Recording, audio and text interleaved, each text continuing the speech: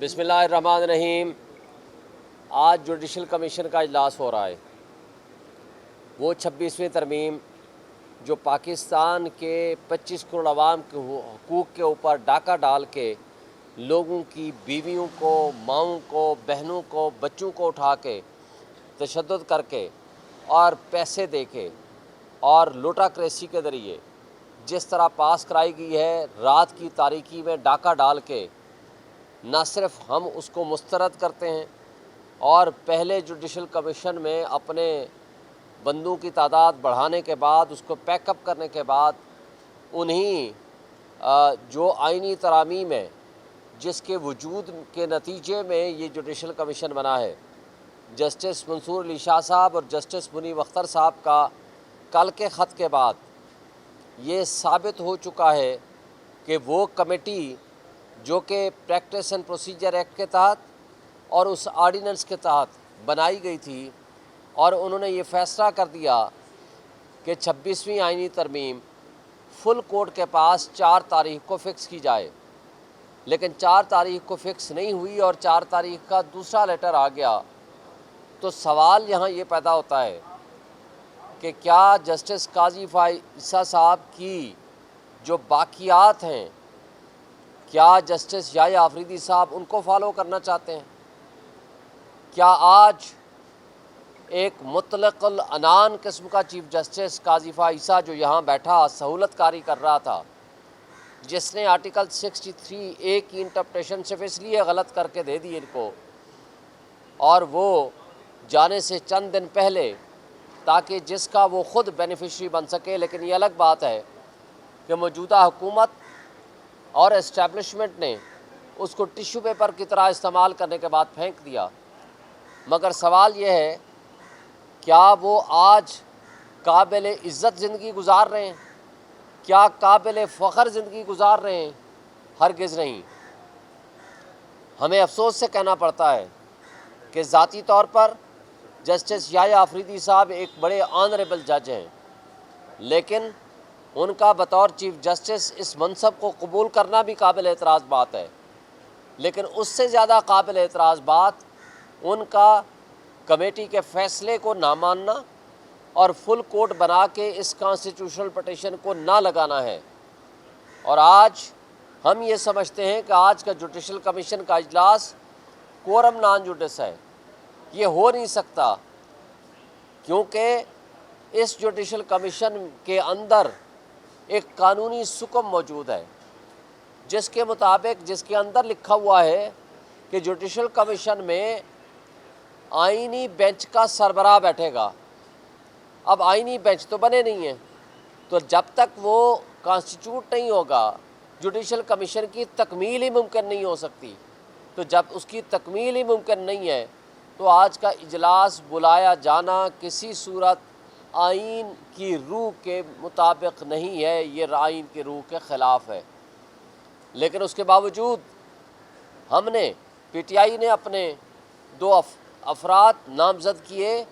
تاکہ اپنا موقف سامنے لایا جا سکے۔ میں سپریم کورٹ کے تمام جج صاحبان سے یہ گزارش کرتا ہوں، یہ اپیل کرتا ہوں کہ آپ نے قسم اٹھا رکھی ہے، آپ نے اوتھ لے رکھا ہے پاکستان کے آئین کو پروٹیکٹ کرنے اور پریزرو کرنے کا، تو لہٰذا آپ پابند ہیں کہ یہاں جو غیر آئینی چیزیں چل رہی ہیں، جس طرح غیر آئینی یہ ترمیم کی گئی، اور غیر آئینی ترمیم جو کہ سب کی آنکھوں کے سامنے ہے، ایک طرف تو لوگوں کو اٹھا کے اغوا کر کے تشدد کر کے پیسے دے کے کرائی گئی، جس کے اندر قاضی فائزہ صاحب کی پوری سہولت کاری موجود تھی، دوسری طرف سپریم کورٹ کے لارجر بینچ بلکہ فل کورٹ کی ججمنٹ جو نیشنل اسمبلی کی سیٹیں ہیں وہ ججمنٹ امپلیمنٹ نہیں ہوئی، وہ نیشنل اسمبلی انکمپلیٹ تھی۔ تیسری طرف سینٹ کا کے پی کا اجلاس نہیں ہوا، آپ نے سینٹ کے پی کی نمائندگی کے بغیر آپ نے کس طرح آئینی ترمیم کر لی، اور اس کے بعد جس طرح آزاد عدلیہ کے اوپر حملہ ہوا وہ کسی صورت قابل قبول نہیں ہے۔ یہ آئین کے بیسک سٹرکچر اور آئین کے بیسک فیچرز کے خلاف ہے۔ اس کے بارے میں supreme court already Rawalpindi district courts کے کیس میں یہ فیصلہ دے چکی ہے کہ کوئی بھی ترمیم، آئینی ترمیم، سو کارڈ آئینی ترمیم جو کہ ان پارلیمنٹیرینز نے پاس کی، اس کی اگر وائلیشن بیسک فیچرز یا سپریم کورٹ یہ سمجھتی ہے کہ فنڈامنٹل رائٹس کی وائلیشن میں ہے یا آزاد عدلیہ کے اوپر اٹیک ہے، تو وہ اس کو سٹرائک ڈاؤن کر سکتی ہے۔ پھر سب سے بڑھ کر یہ کہ یہ اسمبلی جو ہارے ہوئے لوگوں پہ مشتمل ہے، چند لوگ اگر ڈاکہ زنی کے ذریعے الیکشن کے اوپر ڈاکہ ڈال کے الیکشن کمیشن سے ایک جعلی فارم 47 بنوا کے اور یہاں آ کر مسلط ہو جائیں گے، تو پارلیمنٹ کے اندر بیٹھا ہوا ڈاکو ہو یا کچے کے اندر بیٹھا ہوا ڈاکو، ان میں کوئی فرق نہیں ہے۔ کچے کا ڈاکو کسی ایک شخص کو لوٹتا ہے، اس کی مال و دولت کو لوٹتا ہے، لیکن پکے کا ڈاکو پوری عوام، 25 کروڑ عوام کے حقوق پہ ڈاکہ ڈالتا ہے۔ تو لہٰذا اگر کوئی ڈاکو پارلیمنٹ کے اندر گھس جائے گا اور اس بلڈنگ پہ قبضہ کر لے گا تو اس کی لیجٹیمیسی نہیں ہوگی۔ پھر آپ نے دیکھا رات کی تاریکی میں کل جس طریقے سے قانون سازی کے نام پہ ایک اور ڈاکہ ڈالا گیا، جو 6 بل پاس کرائے گئے،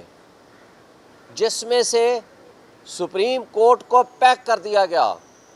سپریم کورٹ میں 17 ججز کی بجائے 34 ججز کا اطلاق کیا جانا، یہ سراسر بدنیتی پہ مبنی ہے۔ مقصد صرف یہ ہے ان کا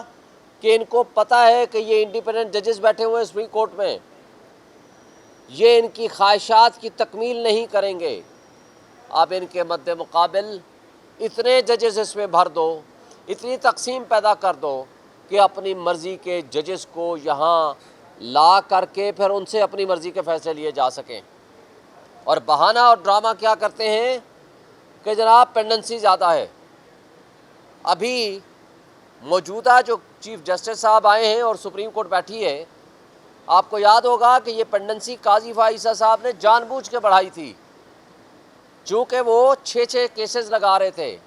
اور آج سپریم کورٹ میں 30 کیسز ہر بینچ میں لگے ہوئے ہیں۔ اگر اگلے 6 مہینے میں یہ کیسز ختم ہو جاتے ہیں تو مجھے بتائیں کہ جو 17 مزید ججز آپ نے بٹھانے ہیں، ان کی تنخواہیں میری آپ کی جیب سے جائیں گی، ان کی پینشن آپ کی میری جیب سے جائے گی، اور ان کو ہمیشہ کے لیے ان کے مرنے کے بعد ان کی بیوہ کو، ان کے بچوں کو پینشن ہم نے بلینز آف روپیز دینے ہیں، اور یہ پبلک ایکسچیکر کے اوپر بوجھ صرف ان کی خواہشات کی تکمیل کے لیے ہے۔ اگر ان کی نیت واقعتاً کیسز کم کرنے کی ہوتی تو پھر یہ سٹیک ہولڈر سے گفتگو کرتے، بات کرتے، سپریم کورٹ کو انوالو کرتے، ان سے پوچھتے، لیکن یہاں تو 55,000 کیس ہیں، ہائی کورٹس میں 13.5 لاکھ کیس ہیں، وہاں تو کچھ نہیں ہو رہا سوائے اسلام آباد ہائی کورٹ کے۔ اور اسلام آباد ہائی کورٹ کے بھی ان کی بدنیتی اس لیے ہے کہ سارے جج صاحبان سوائے ایک آدھ کے، ان کو پتہ ہے کہ وہ انڈیپینڈنٹ ججز ہیں۔ اب ان کو مسئلہ یہ ہے کہ وہاں اپنے مرضی کے ججز لگائیں اور ان کے پاس کیس فکس کرا کے اپنی مرضی کے سے فیصلے لیں۔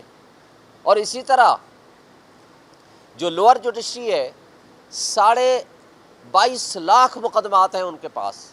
وہاں تو ان کو کچھ نظر نہیں آتا، وہاں ججز کی تعداد بڑھائیں، تو لہٰذا یہ ایک فراڈ ہے جو یہ کرنے جا رہے ہیں۔ اور دوسری طرف چیف آف آرمی اسٹاف اور تمام سروسز چیف کی مدت ملازمت کو 3 سال سے 5 سال کر دیا گیا۔ پھر نہ صرف 3 سے 5 سال کیا بلکہ اس کو ایکسٹینڈیبل رکھا کہ اگلے 5 سال کے لیے بھی ان کی ایکسٹینشن ہو سکتی ہے۔ اور پھر اسی طرح جو 64 ایئرز کی ایج رکھی گئی تھی کہ 64 سال آخری حد ہوگی، اس کے بعد یہ ریٹائر ہو جائیں گے، اس کو بھی ہٹا دیا گیا۔ تو یہ میں سمجھتا ہوں کہ یہاں صرف سویلین مارشل لاء نہیں، بدترین قسم کا مارشل لاء لگانے کی انہوں نے سرٹیفکیٹ دے دیا ہے اس کٹ پتلی پارلیمنٹ نے، اس ڈاکے کے ذریعے وجود میں آنے والی اس پارلیمنٹ نے جس نے یہ ظلم 25 کروڑ عوام پہ کر دیا ہے۔ اب یہ بادشاہت ہے، یہ کنگ شپ ہے، سپر بادشاہ آپ نے بنا دیا ہے ایک ادارے کے سربراہ کو، بجائے اس بات کے کہ آپ پارلیمان کو مضبوط کرتے۔ آپ یہاں ملک کے بنیادی انسانی حقوق کی پامالی جو ساری دنیا کے سامنے ہو رہی ہے اس کے لیے کوئی آواز اٹھاتے، جو یہاا جمہوریت کا مطلب حق حکمرانی عوام کا ہونا چاہیے ان کو دینے کی بجائے آپ نے یہاں اپنے آپ کو کٹ پتلی ثابت کیا۔ نہ صرف آپ ہیں بلکہ آپ نے یہ ثابت کیا ہے۔ تو ہم سمجھتے ہیں کہ ان حرکتوں سے کبھی بھی نہ آپ اقتدار میں زیادہ دیر رہ سکیں گے اور نہ ہی عوام آپ کو اس کو قبول کرے گی۔ آخری جو انصاف کا فورم باقی بچ گیا ہے، آج یہ کٹ پتلی ان کے اوپر حملہ آور ہیں، اس سپریم کورٹ کے حملہ آور ہیں، تاکہ اپنے مرضی کا نظام انصاف قائم کر سکیں اور پھر ان کے ذریعے سے اپنی مرضی کے فیصلے لے سکیں۔ تو میں آپ کو وارن کرتا ہوں، اس کا نقصان سوائے انتشار کے، سوائے افراتفری کے، سوائے لوگوں کے اندر مایوسی پیدا کرنے کے کوئی فائدہ نہیں ہوگا۔ اب میں عوام سے مطالبہ کرتا ہوں کہ آپ اٹھیں، آپ اپنے حقوق کے لیے اٹھیں۔ آپ کا حق ہے کہ حق حکمرانی آپ کے پاس ہونا چاہیے، آپ اٹھیں اس کو حاصل کریں۔ اس لیے کہ ان کٹ پتلیوں نے، ہمارے ملک کی اسٹیبلشمنٹ نے، ان تمام لوگوں نے اور یہ سو کارڈ اپنے آپ کو جمہوری کہنے والوں نے جمہوریت کو دفنا دیا ہے، اور ان لوگوں نے بدماشیاں اوپر مسلط کر دی ہے،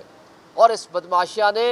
ملک میں آئین اور قانون کو پامال کر دیا ہے، اور چند لوگوں کے ہاتھوں میں آئین اور قانون کو ایک کھلونا بنا کے رکھ دیا ہے۔ اب یہ نظام انصاف پہ حملہ آور ہیں اور انصاف کے نظام کو اپنی باندھی بنانا چاہتے ہیں، اور یہ جو ظلم ہوگا اس کے نتیجے میں کیا ہوگا؟ خانہ جنگی ہوگی، اس کے نتیجے میں موب جسٹس سسٹم ایوالو ہوگا،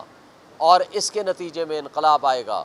جو ان کے نہ اپنے گھر محفوظ ہوں گے لیکن نقصان ملک کا ہوگا۔ یہ لوگ تو ہیلی کاپٹرز اٹھائیں گے، ملک سے باہر بھاگ جائیں گے، لیکن میں عوام کو کہہ رہا ہوں اپنے حقوق کے لیے نکلیں اور اٹھ کھڑے ہوں۔ ابھی مجھے بتائیں، یہ آج سے 1 مہینہ پہلے جب انتظار پنجوتا نے عمران خان کے فوکل پرسن نے جس وقت یہ کہا کہ جی میں کنٹیمپٹ آف کورٹ فائل کر دی کہ میں صبح پیش ہوں گا کنٹیمپٹ آف کورٹ توہین عدالت کے لیے کہ عمران خان کی ملاقاتوں پہ پابندی، بجلی بند، ان کی ایکسرسائز بند، باہر کوئی نہیں نکال سکتے، کوئی ملاقات نہیں ہو سکتی، تو اس کو شام کو اٹھا لیا گیا، اس اسلام آباد سے اٹھایا گیا۔ مجھے بتا دیں کدھر ہے CCTV کیمرے؟ اٹارنی جنرل صاحب نے آ کر کہا کہ جی 24 گھنٹے میں رہا ہو جائے گا، ٹریس ہو چکا ہے۔ پھر آپ نے جو اٹک میں ڈرامہ دیکھا، وہ جو پولیس ڈرامہ کر رہی ہے، وہ پوچھتا ہے پولیس والا کہ تمہارا نام کیا ہے؟ وہ ہے انتظار، وہ آگے سے خود کہتا ہے جی انتظار حسین صاحب ہیں۔ تو کیسے اس کو پتہ چل گیا تھا؟ یہ سارے ڈرامے بند کریں، اس ملک کو قانون اور آئین کے مطابق چلنے دیں، اس کو معیار مت بنائیں۔ آپ جب تک ملک میں رول آف لا قائم نہیں کریں گے، جب تک ملک میں جمہوریت قائم نہیں کریں گے، تو اسی طرح جو آج بلومبرگ کی رپورٹ آئی ہے، آپ کو پتہ ہے سارے دوستوں کو، آپ کا جو ٹیلنٹ ہے، آپ کا جو پڑھا لکھا نوجوان ہے، یا وہ ملک چھوڑ کے چلا گیا ہے یا وہ ملک چھوڑ کے بھاگنا چاہتا ہے، اور آپ کا سرمایہ کار آپ کا پیسہ یہاں سے لے کے ملک سے باہر بھاگ رہا ہے۔ خدا کے لیے اس ملک کے 25 کروڑ عوام پہ ترس کھائیں اور یہاں لوگوں کو رہنے کا حق دیں اور اس ملک کو رہنے کے قابل بنائیں۔ شکریہ۔ دیکھیں، ہم آپ کو ایک بات بتانا چاہتے ہیں، ہم آج اس لیے شامل ہو رہے ہیں کہ وہاں ہم اپنا آبجیکشن ریز کر سکیں۔ آپ کا سوال دوسرا ہوگا کہ پھر ہم پارلیمانی کمیٹی میں کیوں نہیں بیٹھے تھے جو چیف جسٹس کی تعیناتی کر رہی تھی؟ دیکھیں، پارلیمانی کمیٹی کے اندر ہمارے 3 ووٹ تھے اور وہاں 3/4 میجارٹی سے فیصلہ ہونا تھا۔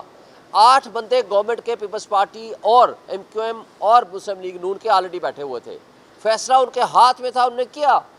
کامران مرتضیٰ گیا، اس نے آبجیکشن کیا، کیا ہوا؟ وہ آلریڈی فیصلہ کر چکے تھے، تو ہم نے اس کو نہیں قبول کیا کہ ہم نہیں جائیں گے، لیکن ہم اس میں انڈر پروٹیسٹ بیٹھ رہے ہیں۔ انڈر پروٹیسٹ اس لیے بیٹھ رہے ہیں کہ ہم سپریم کورٹ کے ججز کا بھی ضمیر جگانا چاہتے ہیں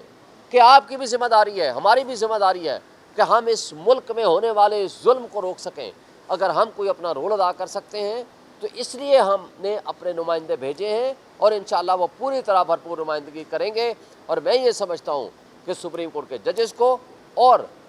اپنا اس وقت رول ادا کرنے کی ضرورت ہے جو کہ ان کو کرنا چاہیے، اگر وہ نہیں کریں گے تو پھر یہ سوچ لیں کہ جسٹس قاضی فائزہ کو زیادہ دور نہیں ہے، تو اس کا جو انجام ہوا ہے تو پھر جو جج اس طرح ناانصافی کے فیصلے کرے گا اس کا انجام شاید اس سے بھی بدتر ہو۔